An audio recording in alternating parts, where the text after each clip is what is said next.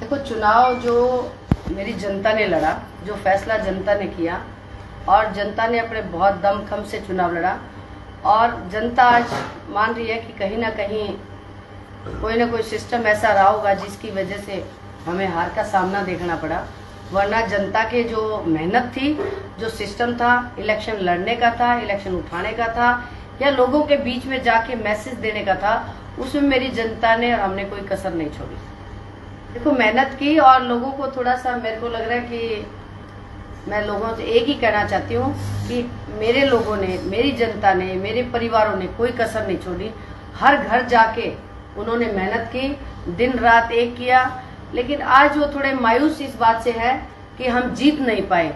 वो आके मुझे बोलते हैं कि इस बार आप नहीं आ रहे, हम आ रहे हैं। तो जनता ने ये बात थोड़ा सा अपने ऊपर ली है, लेकिन वो कहती हो आप और हम एक ही है, परिवार की तरह लड़े हैं। हमने मजबूती से इलेक्शन लड़ा और मजबूती से लड़ा भी और मजबूती से आज भी डटे हुए हैं। मेरा परिवार 2009 से मेहनत कर रहा है। 2009 में शमशेर जी इतने इलेक्शन ना जीत के भी यहाँ पे बैठे हैं तो राधा अलाउत कहाँ जाएगी।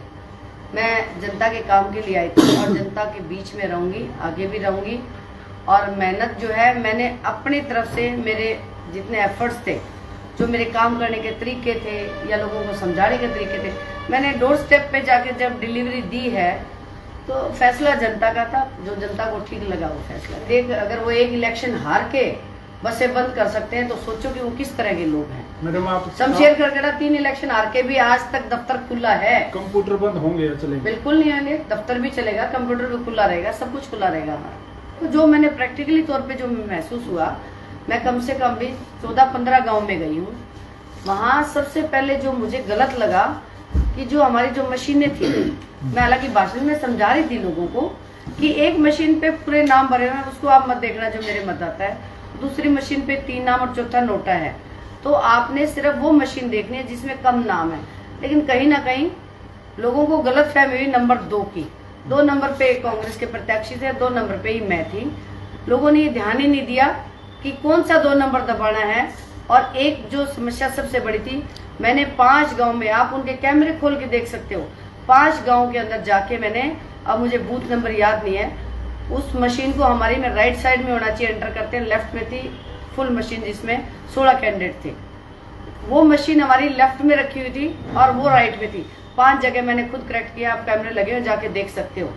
और कितनी जगह तो जो आपका बैरिकेड जो बना रखा था, मेरी मशीन शेडो के अंदर रखी थी। अब आप देखो, निशान लाइट है और 3 ही निशान है वहां पे। और वो अगर छाया के अंदर रख दी, जो हमने पेपर से कवर कर रखा था उसको यू शेप में, शेडो के नीचे मेरी थी, छाया के नीचे मेरी मशीन थी और वो मशीन इतनी दूर थी।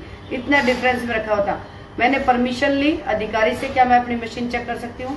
मैंने अधिकारी को साथ लिया और मैंने कितनी जगह मशीन को ठीक किया है। लेकिन वो अधिकारी जो थे वो सारे के सारे, मेरे को लगता है कि उनकी समझ होनी चाहिए थी, लेकिन किस मंशा से वो ऐसा किया हुआ था वो मुझे नहीं मालूम। लेकिन मैंने खुद ठीक करके आई हूँ। लोगों को बहुत बड़ा कंफ्यूजन हुआ है।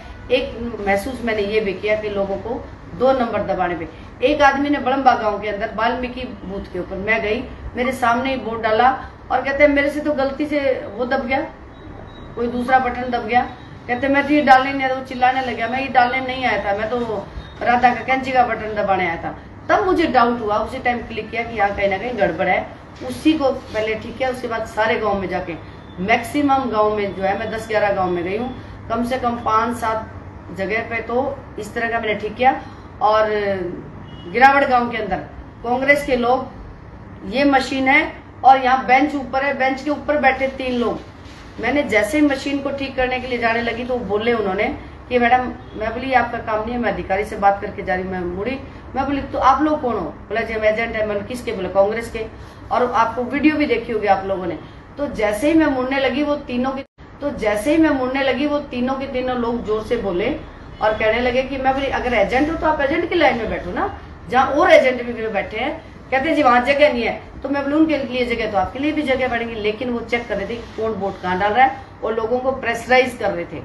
फिर उन लोगों ने मेरी वीडियो बनाई। तब मैंने कहा आपके पास मोबाइल कैसे है? जब हमें मोबाइल की एंट्री में अलाउड नहीं है तो आपके पास मोबाइल कैसे है? गिरावड़ गाँव के 116 बूथ नंबर, शायद मुझे बूथ नंबर कंफर्म नहीं है, 116 नंबर।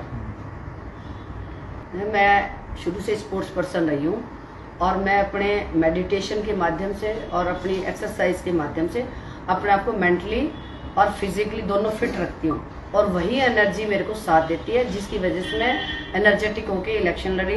पर वो करने की रही बात, मैंने पर वो मेरा आत्म करने चाहिए, मैं इसको बिल्कुल खिलाफ हूँ, बिल्कुल कंडम करती हूँ। और भविष्य में भी आदमी को जिम्मेवारी से अपनी पोस्ट का, अपने ओहदे का एक, मैं कहती हूँ, ध्यान रखना चाहिए कि आप किस पोस्ट पे हो, आपके पास क्या जिम्मेवारी है और क्या संदेश देना चाह रहे हो। नहीं, एक चूक तो मैं बताया ना आपको, जो मशीनों की सबसे बड़ी चूक थी वो तो थी।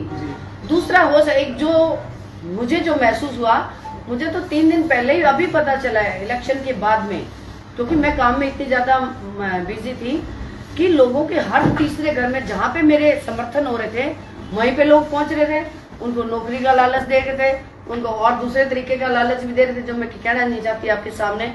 हर तरीके का मैं कह रही हूँ समर्थन के समर्थन आ रहे हैं, और वही समर्थन दूसरी जगह वोट जाने उसके पीछे क्या है, हर चौथे घर के अंदर। यहाँ पे देखो चुंगी पे जाके एक लड़का कहता है कि मैं एचसीएस लगूंगा, अब मेरी वाइफ लेक्चरर लगेगी, और पहले एचसीएस लगूंगा तो मैं लगूंगा। वो वोटर मानने को तैयार ही नहीं हुआ मेरे लिए वोट देने के लिए। ऐसे चौथे चौथे घर में जाके नौकरी, आज लगता है कि 70,000 नौकरियों की पर्ची लिए बैठे हैं बलराम दागी जी, आज उनसे जाके पूछे कि वो नौकरी कैसे लगाएंगे। मैडम, क्या सरकार के बारे में जनादेश जो आया है उसको किस तरह देखते हैं? सरकार को बनाने में हमारा रोल नहीं है, सरकार को बनाने में जनता का रोल है, और जनता को जो चीज अच्छी लगती है वही करती है। भाजपा की नीतियां अच्छी रही होगी तभी तो तीसरी बार, आज तक जब से हरियाणा बना है 66 से लेके, तीसरी बार पहली ऐसी सरकार है जो कि भाजपा की बन रही है। क्यों बनाई है? हमने एक आदमी ने थोड़ी बनाई है, पूरी जनता ने तो बनाई है। जनता को उनके अंदर विश्वास होगा। और भूपेंद्र हुड्डा जी की तो सही कह रहे हो कि भूपेंद्र हुड्डा जी ने जो लोगों को बहकाने का काम किया है, अरे हमारे लोगों को अलग थलग करके रख दिया है, जिसकी वजह से हमारे महम और रोहतक के लोग मानने लगे कि भूपेंद्र हुड्डा सीएम आ रहे हैं, और सीएम आके और हमारे पता नहीं कितने काम करेगा। उसी की झूठी सांत्वना दे के लोगों से पर्चियां ले ली, पर्चियों के साथ साथ बहुत कुछ अंदर से बटोरा गया है। वो ऊपर से माला ना लेके नीचे से माला ले, करोड़ों रुपए ले लिए कि अरे मैं कह रही हूँ वोट डालने से पहले भी लोगों ने पैसे दे के आए हैं, ऐसे एग्जाम्पल है। और जो वोटों के लिए नोट लिए हैं वोट लेने के लिए, नौकरी का जासा देके, उनका तो पता चल जाएगा। अभी तो आपने देख ही लिया होगा क्या सिस्टम है। और हुड्डा साहब, अब हुड्डा साहब की मेरे को नहीं लगता, जो मेरी जितनी नॉलेज है पॉलिटिकली, हुड्डा साहब किसी तरह का कोई ऐसा काम नहीं कर पाएंगे। उन्होंने अपने प्रयास जितने साल करने थे कर लिए, लोगों को बकाना था वो बका लिया। अब हुड्डा साहब के नाम की अब कोई नहीं चलने वाला, मेरे को नहीं लगता। देखो हम तो हार के भी जीते हुए हैं।